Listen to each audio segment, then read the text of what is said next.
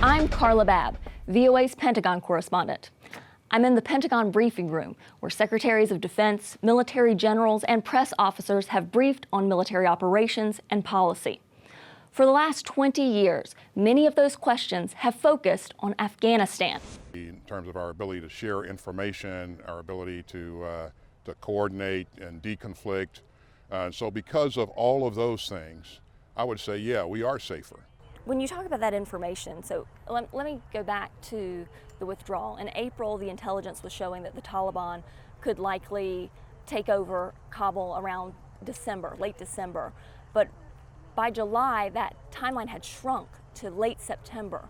So why were you so surprised when they took over in mid-August?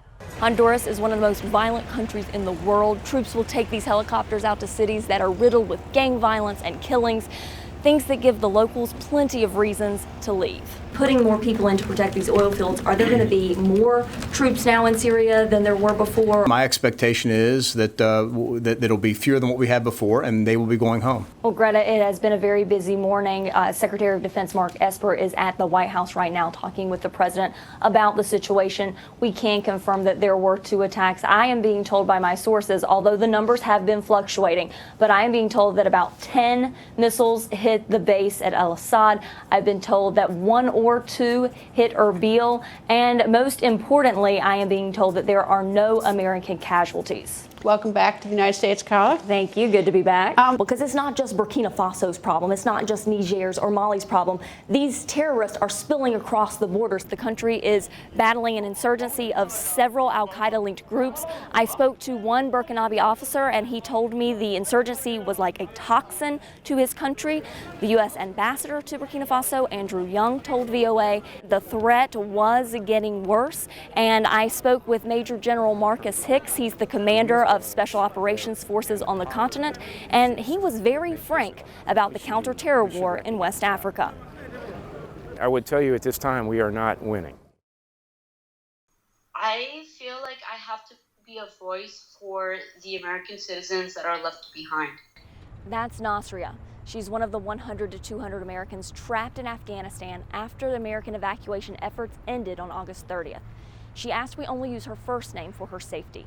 She spoke exclusively to VOA, telling me she's terrified and traumatized. There's been days where, I think to myself, like, am I going to make it home? Am I going to end up living here? Am I going to end up dying here? What's going to happen? 25-year-old California native Nasria came to the Afghan capital in June to visit family and marry her longtime boyfriend. She and her new husband fled to the airport after the Taliban took control, but they never made it in. It was so hard to just get on a flight. There was a couple of days where we had to sleep on streets. People were literally stepping over people. That's how bad it was. After her booked flight home was canceled amid the chaos, she reached out to the State Department for help. They told us, go to a certain location, you will be picked up. And this is from the State Department. You will get picked up. Go there. And it was in the middle of the road across the airport.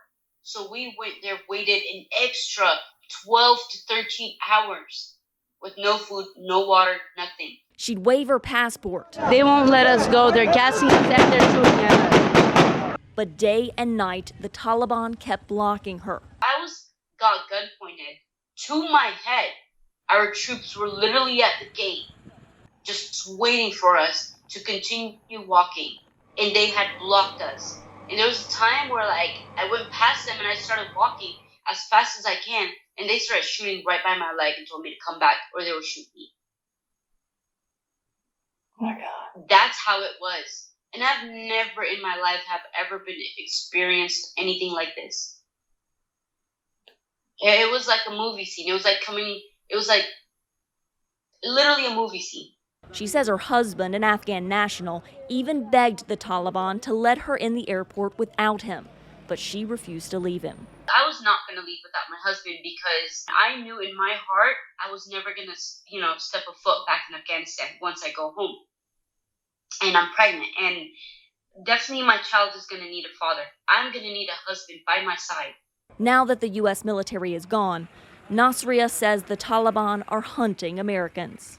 And apparently they're going door to door from now trying to see, if anybody has a blue passport. The State Department has told her to stay put and they will find a way to get her out. But she gets more discouraged with each passing day. I don't even think I'm going to be able to go home. I definitely lost some hope. If I was only 15 steps away from the airport and I was told people are going to come out of the airport to get me, so what hope am I supposed to have now?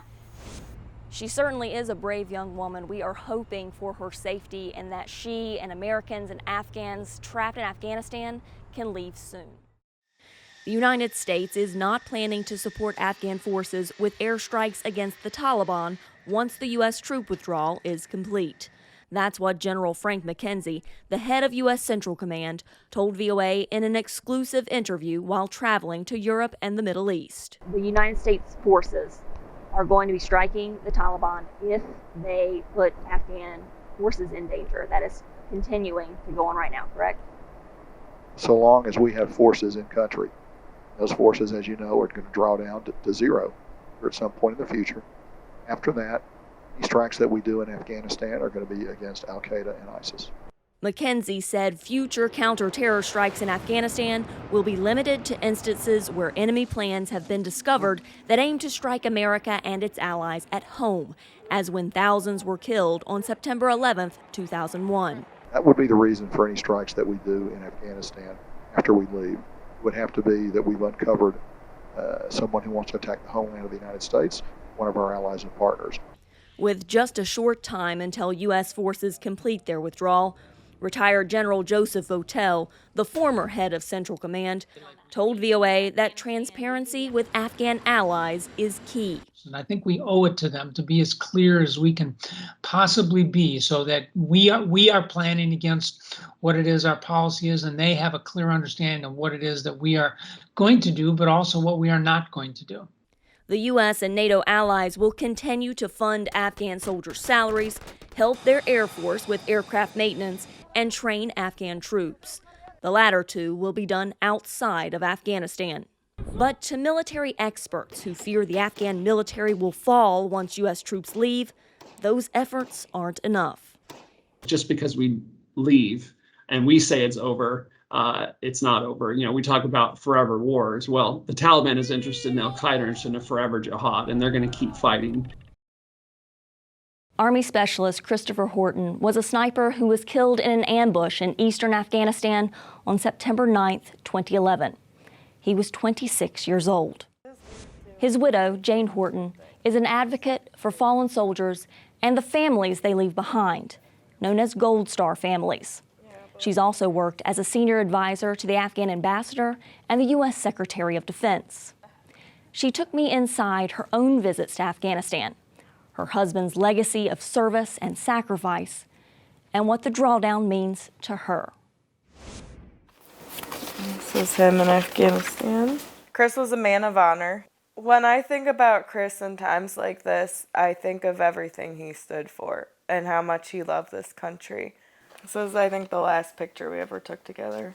We never thought anything would happen to him. And seeing the number plastered everywhere, 2,400 were killed, 2,400 were killed. It just blows my mind that my husband was one of 2,400 that was killed in Afghanistan. That's the funeral. And when I got that knock, I knew that this life is no longer about me. This life was about telling people about men and women that are willing to fight, bleed, and die for them, and that love them so much and love America so much that they're willing to give everything.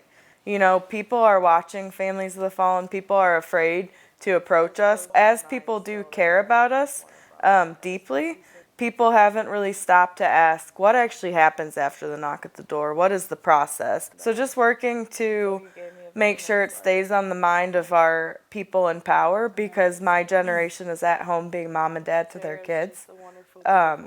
And so they don't have time to make sure that people are remembering or paying attention. And so I'm pretty relentless with it because it's not about me. And if I can make one day easier for these families, I'll do anything I can do.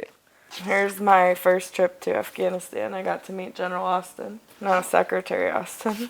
I wanted to go to Afghanistan and I wanted to learn about the country because My husband's blood is in their soil. And General Dunford brought me for the first time, former chairman of the Joint Chiefs of Staff. And I was so excited to go. You know, that trip really changed my life. And so, you know, throughout the years of being involved in Afghanistan and getting to know the Afghan people, I really feel like they've given me part of my heart back. And so maybe we have to leave at a certain point. Maybe we don't. I know we already did, but we can do it better than we did. So the president said, would you send your sons or daughters, you know? And I would say, we have. I would give my husband 1,000 times over for this country, and he would give his life 1,000 times over. But what keeps me up at night and what haunts me is people don't know why he died. Why did he die in Afghanistan? And if we don't know that, then we really need to ask ourselves questions as a country on the why. If my husband walked in here right now and sat by us, what would we tell him? You know, and so as this is happening and the war is over now, everyone's asking Gold Star families this. Was it worth it? You know, how do you feel? And I'm like, how dare you ask us that? How dare you ask us, was it worth it? When that's the American people's question to answer. My husband wasn't mine. When I sent him off to war, I sent him off as America's. He was all of ours. And so I shouldn't have to ponder that question all day long without my country pondering it with me. And so I asked the American people to ask, was it worth it?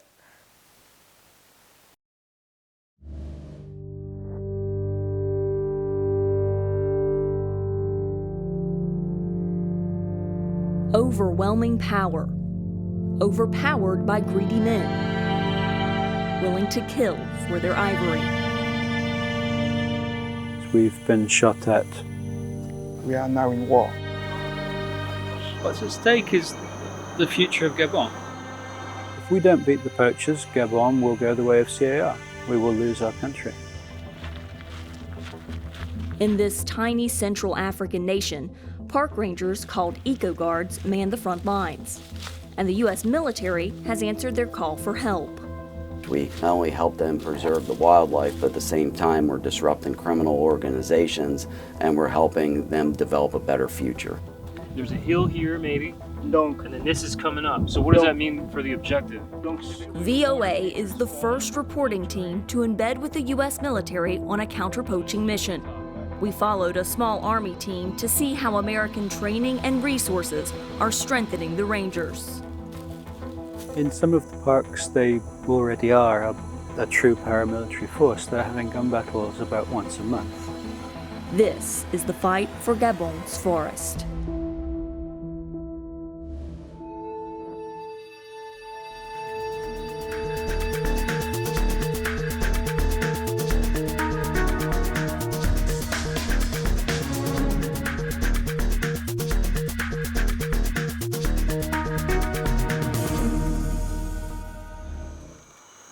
Pull the leaf out there. It's like asparagus. I eat everything that gorillas eat. What's it taste like? This tastes like it's like cucumber, I guess. For biologist Lee White, the nation's Minister of Forest, Gabon is a paradise. When you see elephants walking out onto the beach in Luango, and then you see a humpback whale breaching in the background, then you think to yourself, is this real? Yeah. But that's Gabon. That's what Gabon is like.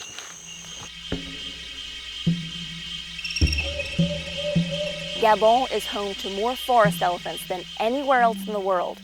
But over the past couple of decades, they've been killed by poachers by the tens of thousands. Tragically, we've lost about 70% of the forest elephants of Central Africa in the last 15 years. But between Gabon and northern Congo, we're the only places that are really hanging on.